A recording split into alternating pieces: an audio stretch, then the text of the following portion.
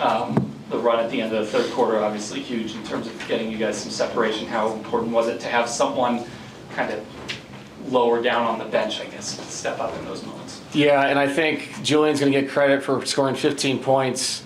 I thought he held water defensively too. That was a big deal. You want to keep an offensive player out there, but they have to be able to handle their own on the other end, and he did. We didn't have to change schematically, defensively, because he sat down, moved his feet, and guarded. And then obviously him being able to stay out there because of that, 15 points in 19 minutes. Yeah, I mean, it's funny thinking about Game 5 and Game 4. You know, Game 4, their role players make threes. Game 5, Dort makes threes.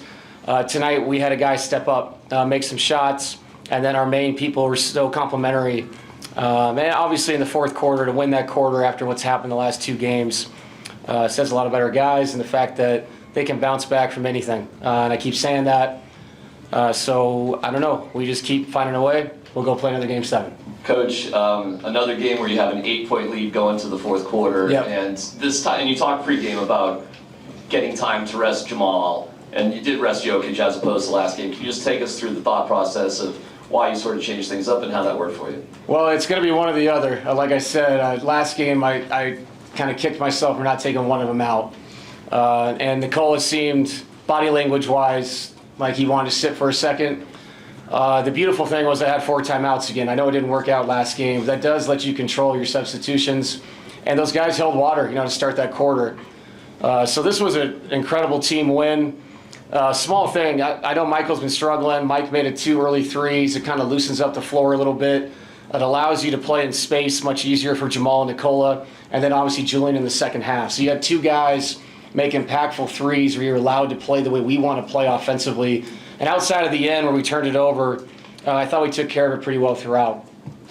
But what did you see from your guys, backs against the wall, facing elimination, 2 heartbreaking losses to be able to come out and get a pretty dominant win today and force a Game 7? Same thing I always see.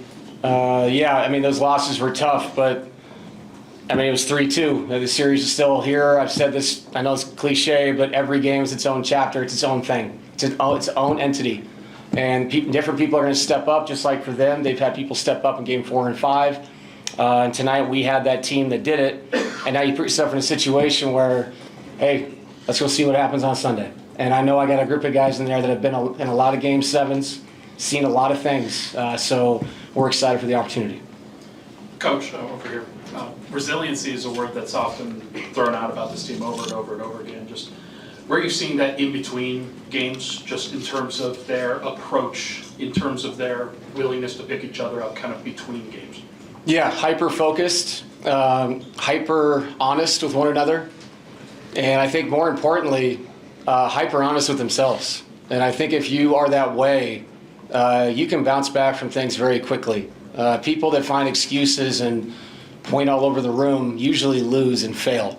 And this group is not that way. They're tough-minded. They know they can be better each game as an individual or as a teammate. And that's who we've been for a long time. And what that means for Sunday doesn't mean you're going to win or lose. I don't know. But I do know this. They'll be mentally prepared because they'll spend tomorrow thinking about how they can be better. Schematically, we'll talk Saturday. And we will throw this saying, man, we will be ready to roll on Sunday. I'm very excited for the opportunity because of the people I'm about to do it with. Couple things. First, Aaron Gordon was grabbing at the hamstring late there. Yeah. What's the concern level there?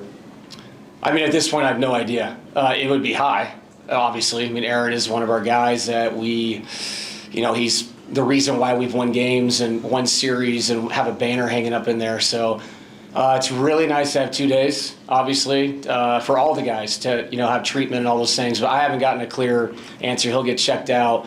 But I mean, having 2 days off, I don't think you guys realize that. At least the people that cover us do. Wow, this has been a marathon. So the guys in there look like they were happier that they had tomorrow off than they were going to a Game 7.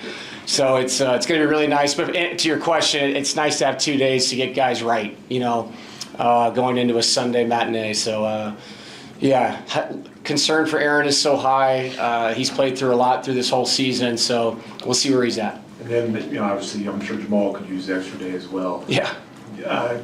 not feeling well, what did you think about what he was able to give you, especially considering the circumstances? Yeah, shout out to the training staff and our medical staff. I mean, he woke up.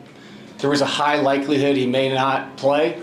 And, you get the IV in you, you get the meds in you, fluids all day. And I kind of was watching the first 6 minutes like, is this real? Can he do it? And I thought he had good energy and good juice. There was a couple times where he really didn't want to go back to get the ball because he was so gassed, having a hard time breathing. But that's Jamal Murray. It's almost like the worse it is, the better off it's going to be. And what a tough-minded man. Now I can say that. I mean, this guy's a dad and shows up, finds a way to play, and gives us 25, 8, and 7 in a elimination game.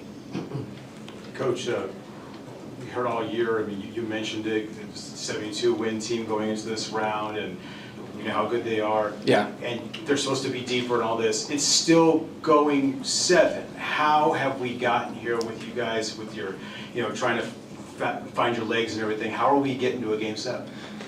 I think just for us, just like the Clippers series, it's just all about trying to be in the game late. This was different because we had, I guess you could say, control of it in the fourth quarter, which has not been the case throughout the playoffs. It's been about us staying close enough, and then for our main people to close it out. I don't have an answer for that other than I only think about my own team and the challenge of playing great teams. It's just being consistent mentally. And again, I've said this throughout the series. What they did this year is incredible. They've earned the home court on Sunday.